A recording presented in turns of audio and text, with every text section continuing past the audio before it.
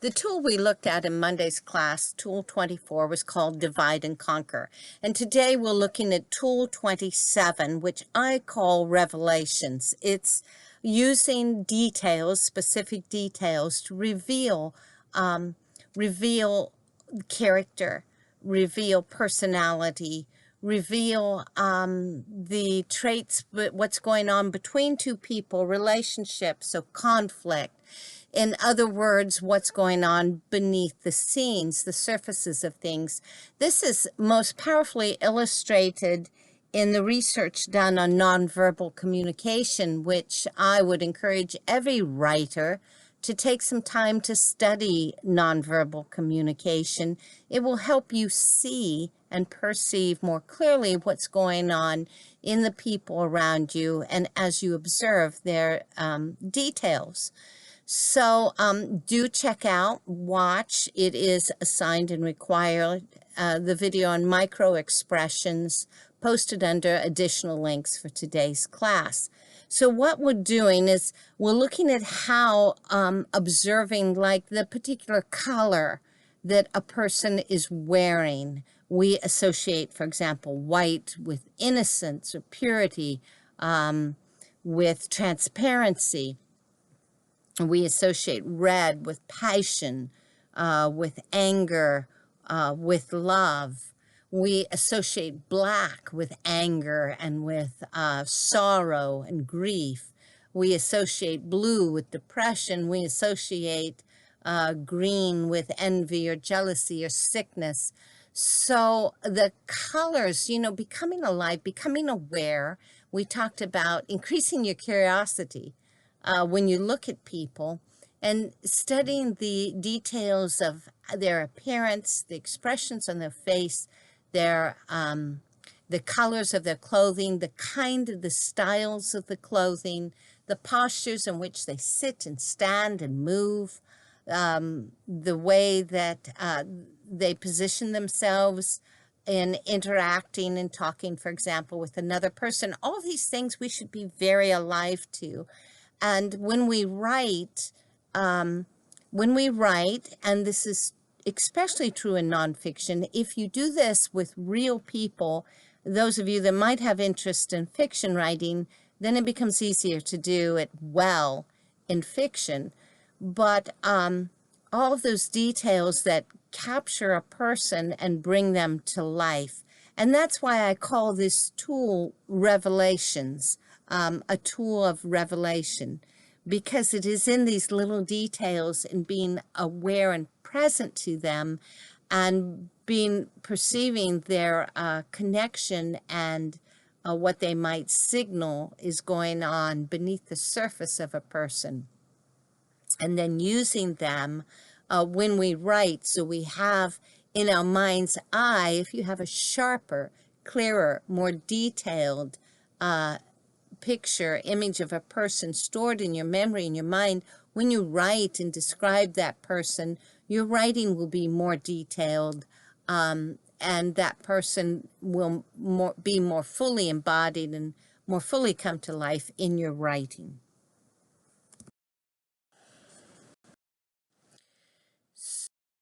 Let's look at a paragraph from further down in this article on Bethany Hamilton. Look at this paragraph. In December, Hamilton touched more hearts when, on a media tour of New York City, she suddenly removed her ski jacket and gave it to a homeless girl sitting on a subway grate in Times Square. Wearing only a tank top, Hamilton then canceled a shopping spree, saying she already had too many things. So what's going on here? The writer is giving us specific actions. She takes off a ski jacket. She gives it to a homeless girl. She's only wearing a tank top. She cancels a shopping spree. These are specific actions that all happen within the context of a couple of sentences and one paragraph, I might add, a series of actions there. And the writer isn't going into great detail in the actions, but notice she's not saying, she's describing it and bringing in details that bring the reader into Bethany Hamilton's presence. In other words, we suddenly find ourselves being drawn into these scenes where this young woman, this 14-year-old girl, is actually present to us. We experience her as being present because now we have a concrete place, a concrete time, and specific details. We're using story elements that trigger all these different areas in our brain that are connected to sensory data that recreate experiences for us mentally. So our head is still the arena in which this is happening, but this is no longer head knowledge in the sense of saying, oh, she's a compassionate person. No, now we've stepped into the experience of her compassion, the presence of her compassion, because now we are in the experience of compassionate actions. Some other ways this happens, another detail, she takes off the ski jacket, and now she's in the dead of winter in New York City, and she's outside and she's only in a tank top. So that is emphasizing and underscoring the selflessness of her actions here. And compassion is being equated with selflessness. Notice the specifics of location. The homeless girl it's not just a homeless girl. We've captured the exact time and place. She's sitting on a subway grate in Times Square. And again, more specific action. Following this, Hamilton cancels a shopping spree, and then this is what she said. She has enough things as it is. So notice these details that are revealing character here are connected with specific dress items, specific actions, the specifics of the locations of where these actions occurred, the consequences, specific consequences of these actions. So now she's in a tank top, she cancels her shopping spree, and she's just okay with that. I want to draw attention to the process here that the writer was researching Bethany Hamilton for an assigned story she had to do for the New York Times. And as she does her research, she's researching, she's finding out more and more information about this young woman. She's finding out specific things that she did, specific things that she said. And slowly the writer has this dominant impression. In other words, this revelation of the one characteristic that defines who this girl is, her identity, surfaces. It's the result of research, and the writer researches until they get to this point, and they have this sense that, here is my story.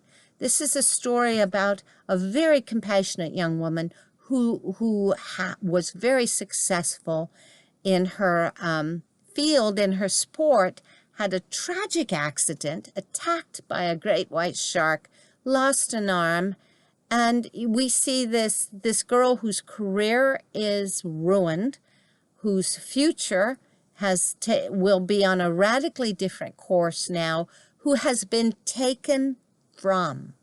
She has been taken from, and what is she doing? She's putting others first. She's giving from what she has to others. This is compassion. This is the definition of compassion now, and it's not a lexical or dictionary definition. This compassion is real because it has feet and hands. It has a heart, and that heart is located in this young woman named Bethany Hamilton. That is a young girl that has had so much taken from her, but in the context of having so much taken, her focus is on giving to others out of what she has still. So again, here's this dominant impression. And once the research has led to this dominant impression, the writer is ready to write the story. They have something to reveal. They have a character, a person, and this person's interactions with others that tells a story. So here's another example. This is also from your textbook, from Roy Peter Clark, from a newspaper article. I think this was actually the one for the New York Times, by Isabel Williamson. She is the one who just wrote Michelle Obama's biography. So this is an excerpt. Then their mother sprays them. She shakes an aerosol can and sprays their coats, their heads, their tiny outstretched hands.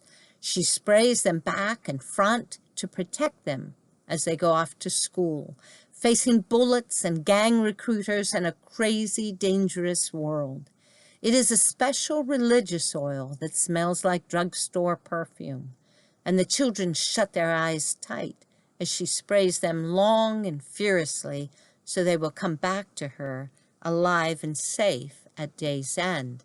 So notice the details. What specific actions are mentioned? This is one paragraph, but from the start to the finish, it's full of specific actions. We see the mother spraying her children. We see her shaking the aerosol can.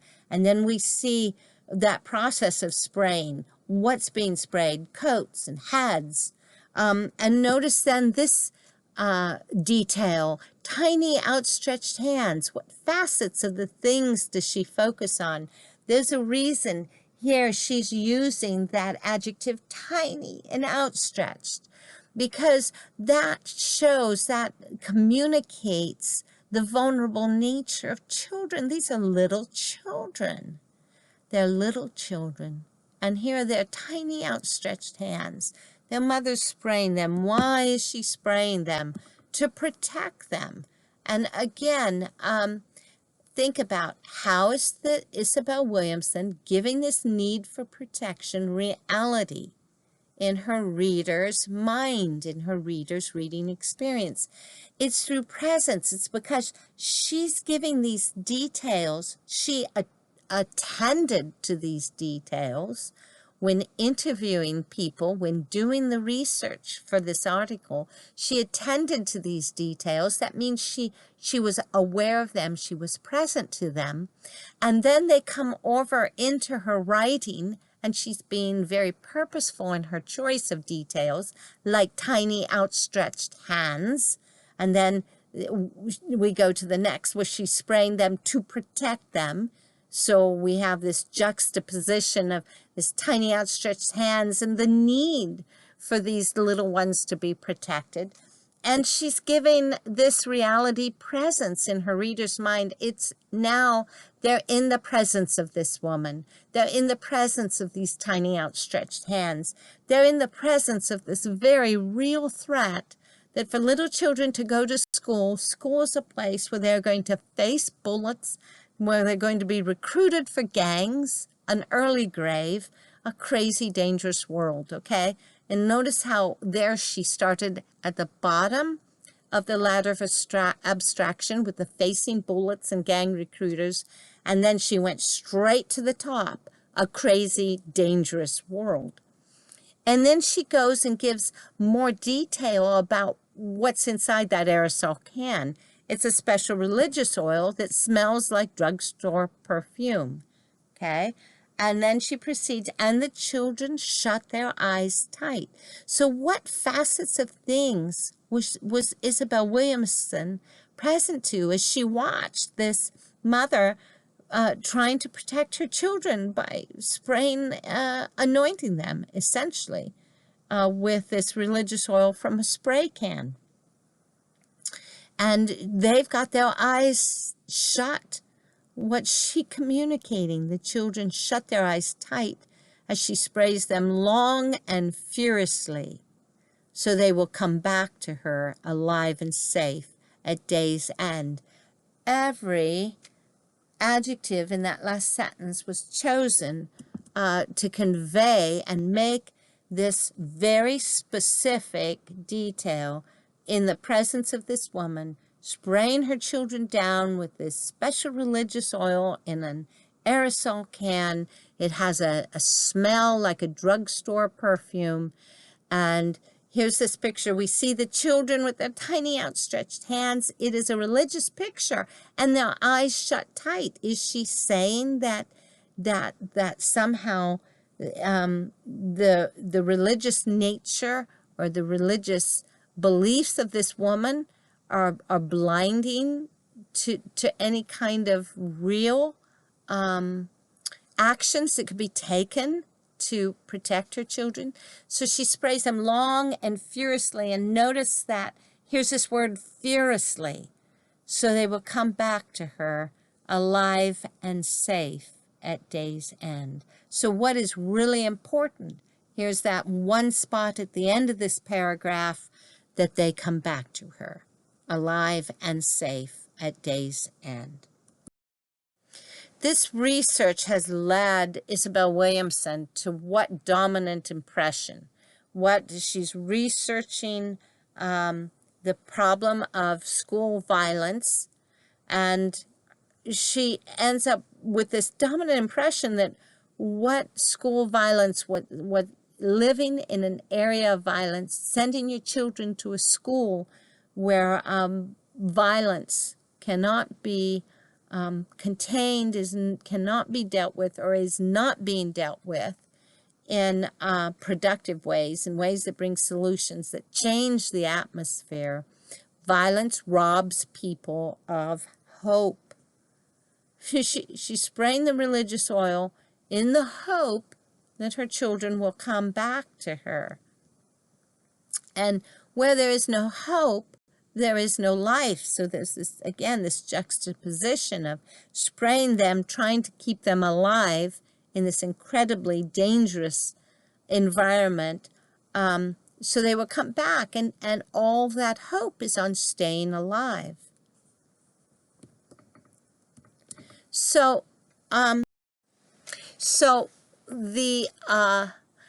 what I want you to take away from this tool is the importance of research. I mean, we're going to start moving into towards a researched essay, and that we're doing research not to write a paper or to even argue a point. We're doing research to communicate the presence and the reality of something. And in bringing people into presence, we must focus on details. We must learn to become alive. We must become alive and aware of the rich details around us and the connections between these details and what they're suggesting and the underlying realities. It is a process of revelation. And this tool 27, which is use these details, study people's dress, become alive, become aware of the specifics of the smallest details, and ready to receive that connection between those details and what they represent and what they reveal about what's going on beneath the surface. The video on microexpressions is particularly appropriate for this lesson, because microexpressions are these fleeting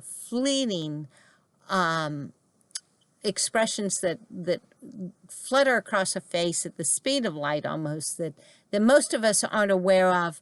We might respond to them. It's where we get this impression or that impression, but we're not aware of the actual signals, what it is in the other what is happening, what has just moved across this other person's face, how they've moved their muscles, their facial muscles, that have given us those impressions.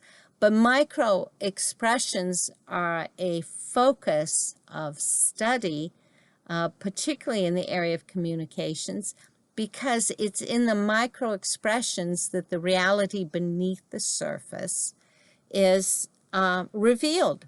So a liar, how can you tell if someone's lying? Well, there's some very evident clues, but they happen at this micro-expressive level. So if you're not aware of them, if you haven't attuned yourself and informed yourself and practiced the act of perceiving them, you won't know they're there.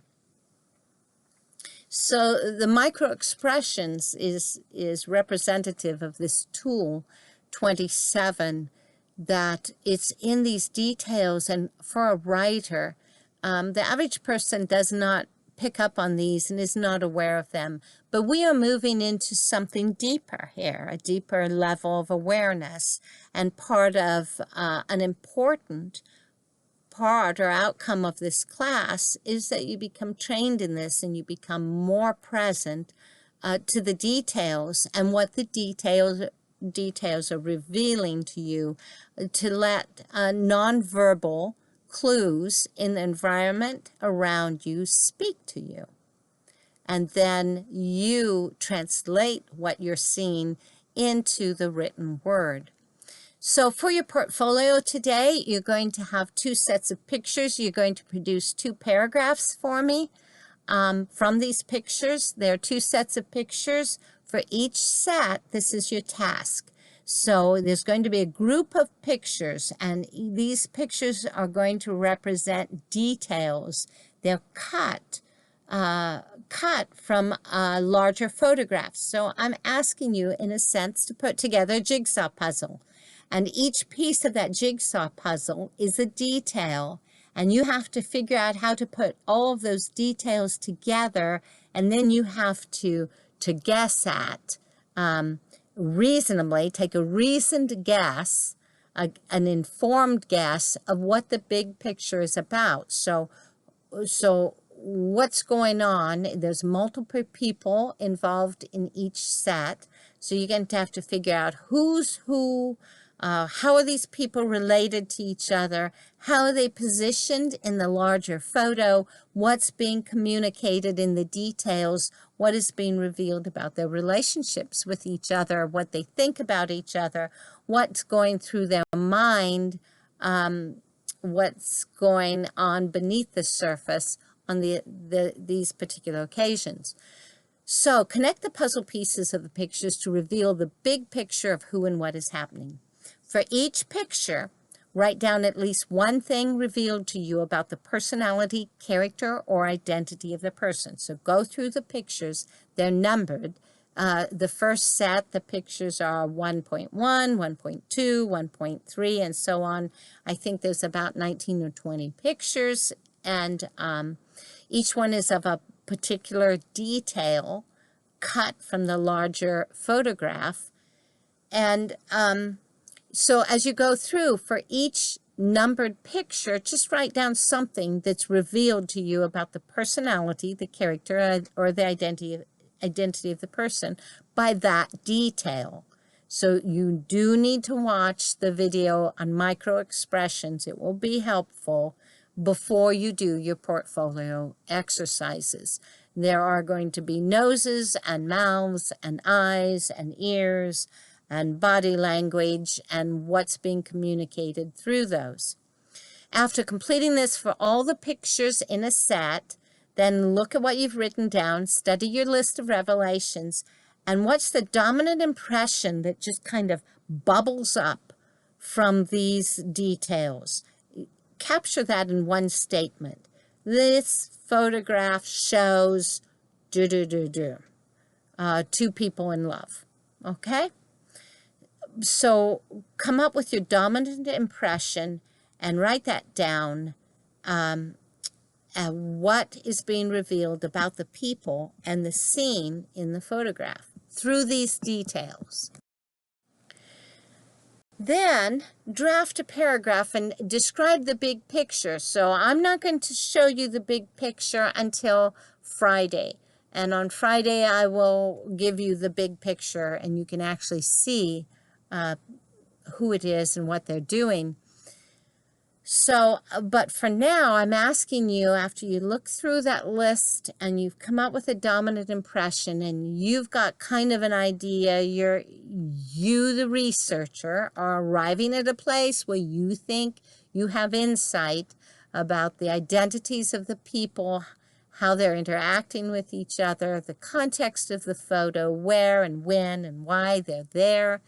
Then write the paragraph, and write it as though it would be the beginning paragraph of an essay or article about these people or about one of the persons in the picture, okay? And follow this same process for the second set of pictures.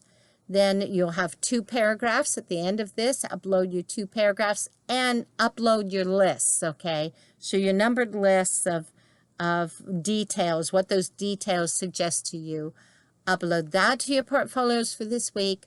Upload your 2 paragraphs, one for each group of pictures for this week. And finally, all you have to do here, copy and paste your favorite paragraph into the discussion thread, okay? For your classmates to enjoy reading and comparing with what they saw or how they were reading the details and the story they came up with for the same picture. Whose revelation do you think is closest to the truth?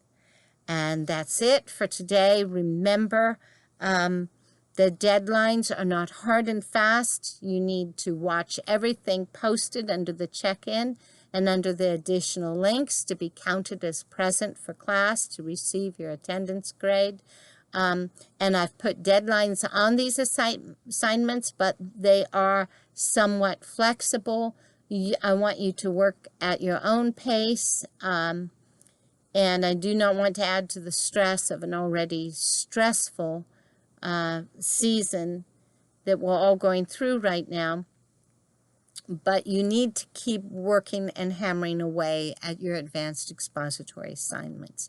If you have questions, if you have concerns, please email me, and I will get back to you as soon as possible. God bless you guys.